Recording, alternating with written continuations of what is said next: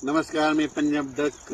मी आहे माझ्या शेतात आणि आज आहे 11 जानेवारी 2026 आणि या ठिकाणून महाराष्ट्रातल्या शेतकऱ्याला अन्न देणार आहे. तर मी म्हटलं होतं ना 12 तारखेला राज्यामध्ये ढगाळ वातावरण राहणार आहे.